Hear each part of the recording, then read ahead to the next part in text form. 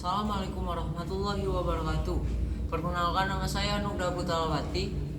Saya berasal dari Universitas Negeri Padang Cabang Pesisir Selatan. NIM saya ialah 223466029. Di sini saya akan menjelaskan yang pertama pengertian bisnis plan.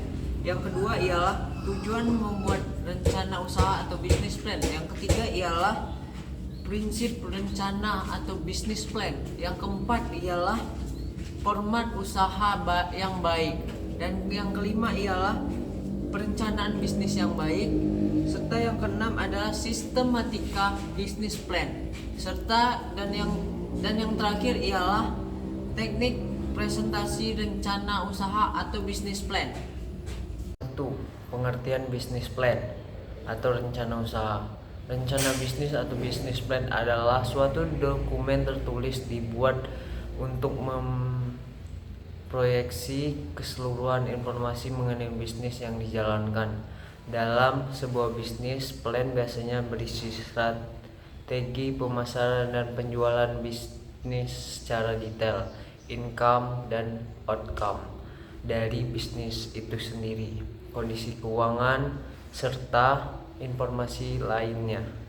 Ketika seseorang pebisnis yang membuat bisnis plan, tentunya perlu pemikiran dan keputusan yang sangat tepat. Fungsi dari dibuatnya bisnis plan adalah menjadi acuan bagi pebisnis untuk dapat mencapai tujuan dalam jangka panjang. Selain itu, bisnis plan dapat menggambarkan apa bisnis itu layak dan mampu menghadapi segala tantangan di masa depan. Yang kedua ialah tujuan membuat rencana usaha atau bisnis plan. Bisnis plan atau perencanaan bisnis merupakan suatu dokumen yang dibuat oleh setiap usaha atau perusahaan yang memberikan gambaran yang jelas dan rinci atau lengkap kepada berbagai pihak. Informasi mengenai usaha dalam bisnis plan termasuk memiliki tujuan. Di sini saya akan menjelaskan tujuan dari bisnis plan tersebut. Yang pertama ialah memastikan bisnis berada di jalur yang tepat. Perencanaan bisnis dibuat untuk memastikan usaha yang kita jalani sekarang sudah berada di jalur yang tepat. Hal ini bisa dilakukan karena bisnis plan memiliki informasi dasar terkait usaha. Contohnya seperti visi, misi, target bisnis, target pasar, dan anggaran.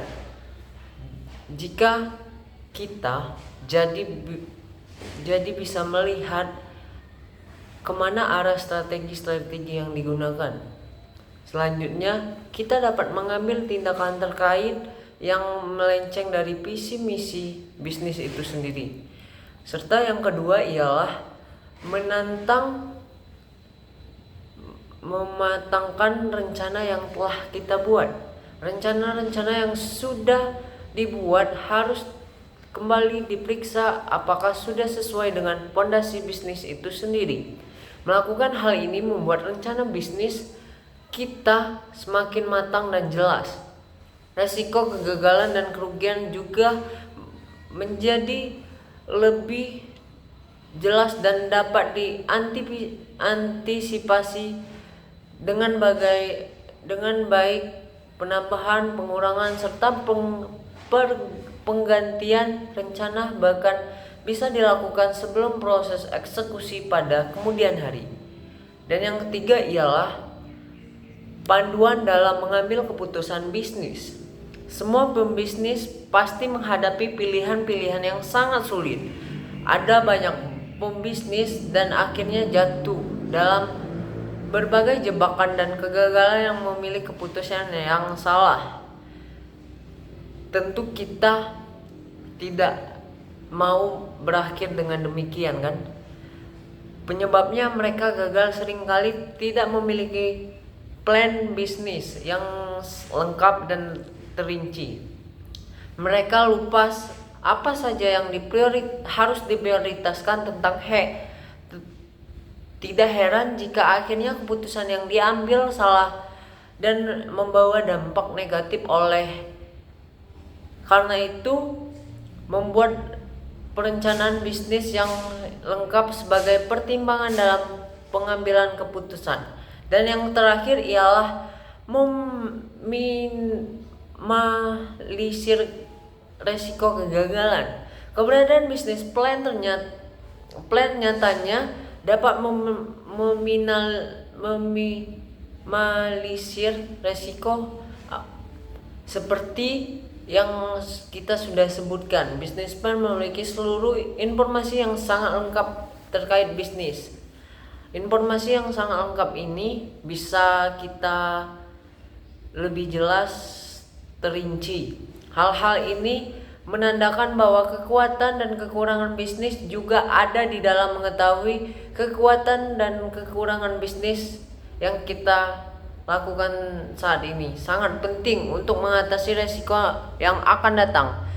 Jadi kita lebih siap untuk menghadapi berbagai keadaan buruk karena memahami resiko sekaligus solusi yang kita harus terapkan. Bagaimana jika kita melakukan kesalahan yang fatal?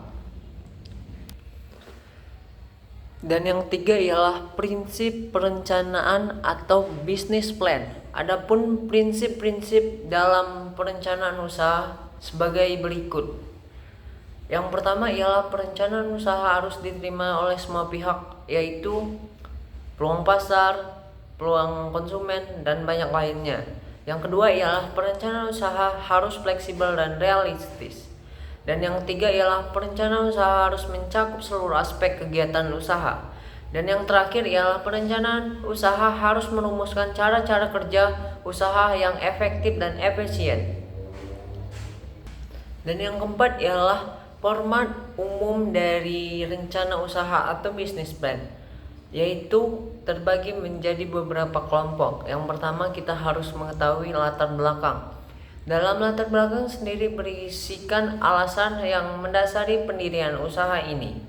Bukan hanya itu, latar belakang juga membuat keadaan persaingan yang semakin luas, peluang usaha, fasilitas yang dimiliki, dan prospek usaha di masa yang akan datang. Yang kedua ialah identitas pemilik.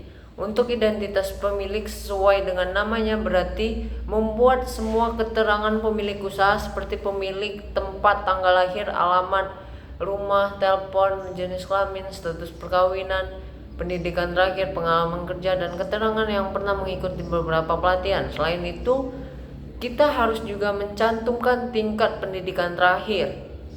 Dan yang ketiga ialah data perusahaan. Dalam hal ini, data perusahaan berisikan nama perusahaan, alamat, nomor telepon, bidang usaha, bentuk badan usaha, waktu kapan perusahaan mulai berdiri, serta susunan kepengurusan itu sendiri. Dan yang keempat ialah aspek produksi. Aspek produksi berisi segala hal yang berkaitan dengan kegiatan produksi, seperti jumlah mesin, kapasitas produksi per hari atau per bulan, jumlah produksi rata-rata per bulan, sumber bahan baku, jenis barang yang dijual, sumber barang yang lain sebagian. Yang kelima ialah aspek pemasaran. Aspek pemasaran berisi penjelasan mengenai sistem distribusi, sistem pembayaran dari pembeli, sasaran konsumen, wilayah pemasaran, penguasaan pasar, segmentasi pasar, dan keuntungan rata-rata dari penjualan. Dan yang terakhir, aspek keuangan. Ini sangat penting. Pada aspek ini berisikan keterangan mengenai kebutuhan uang rata-rata per bulan, seperti kebutuhan uang baku, bahan penolong, upah gaji, biaya umum, ATK, bunga, pajak, dan banyak lain sebagainya. Aspek keuangan juga membuat beberapa laporan keuangan seperti laba-laba, rugi, atau neraca. Yang kelima ialah perencanaan bisnis yang baik. Di sini ada beberapa bagian dari perencanaan bisnis yang baik. Yang pertama ialah melakukan riset bisnis seperti yang sudah dijelaskan di atas. Berbagai analisis yang harus dijalankan untuk membuat bisnis. Maka dari itu cara pertama harus membuat bisnis plan dengan melakukan riset. Kita harus menjalankan riset ini sendiri atau menggunakan jasa dari pihak lain. Riset yang dilakukan harus relevan dengan bisnis yang kita jalani sekarang, dapat memberikan hasil untuk dimasukkan ke dalam rencana bisnis, dan dapat mengatasi sebagian besar masalah yang mungkin akan Anda hadapi saat melakukan bisnis di masa depan. 2. Tentukan visi dan misi dan tujuan. Visi dan misi tujuan adalah hal penting dan harus ada di dalam sebuah organisasi. Ketiga poin tersebut selanjutnya akan menjadi pedoman. Semua orang harus terlibat dalam perusahaan ketika sedang bekerja. Jadi kita harus memastikan untuk membuat visi misi yang jelas. Dan yang ketiga ialah buat profil perusahaan. Cara membuat profil business plan selanjutnya adalah membuat company atau profil perusahaan.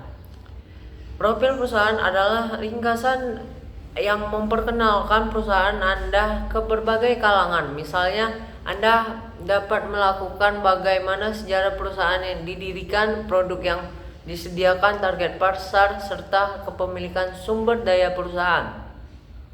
Dan yang keempat ialah catat semua transaksi keuangan.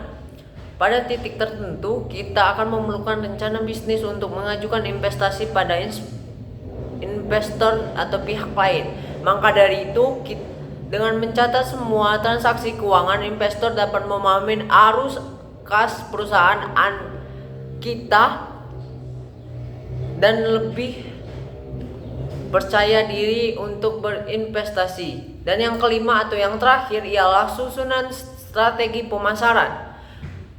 Cara membuat rencana bisnis sederhana adalah dengan menyusun strategi pemasaran, rencana eksekusi termasuk konsep strategi, saluran promosi, hingga anggaran biaya yang diperlukan. Itu adalah penjelasan mengenai rencana bisnis yang saya sampaikan. Cukup dengan rencana bisnis yang dikit penyampaian dari saya. Sistematika bisnis plan. Yang pertama adalah ringkasan eksekutif, yang kedua ialah latar belakang perusahaan, yang ketiga ialah analisis pasar dan pemasaran, dan yang keempat adalah analisis produk, yang kelima analisis manajemen atau SDM, yang keenam ialah analisis keuangan, dan yang ketujuh pengembangan usaha, dan yang terakhir adalah resiko bisnis.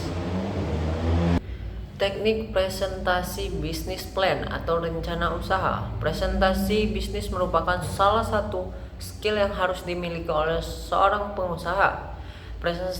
Presentasi bisnis sebenarnya hampir sama dengan kegiatan presentasi dengan tema lain, yang hanya saja di sini jiwa pengusaha harus tercermin secara lebih baik saat melakukan presentasi sebagai upaya meyakinkan audiens bahwa usaha yang kita kelola sekarang memanglah menjanjikan dengan keuntungan besar. Beberapa hal penting harus diperhatikan saat melakukan kegiatan presentasi bisnis, yaitu menyajikan konsep bisnis plan dan financial project yang baik. Yang kedua ialah berbicaralah dengan gaya seorang pelaku bisnis yang sukses. Dan yang ketiga ialah tampilan keunggulan produk dari perusahaan-perusahaan yang kita buat. Yang keempat atau yang terakhir adalah selipkan kalimat-kalimat yang bisnis elegan. Contohnya, belilah produk ini karena memakai produk ini akan membuat wajah kita lebih bersinar dan lebih cerah. Itu salah satu kalimat-kalimat bisnis yang elegan bagi seluruh, kayak ini skincare. Di situ kan kata-kata bisnis yang elegan belilah produk ini karena di dalam produk ini akan mencerahkan wajah dan mencerahkan kulit. Baiklah, begitu saja penjelasan materi dari saya. Saya tutup dengan kata wabillahi taufiq wal hidayah. Wassalamualaikum warahmatullahi wabarakatuh.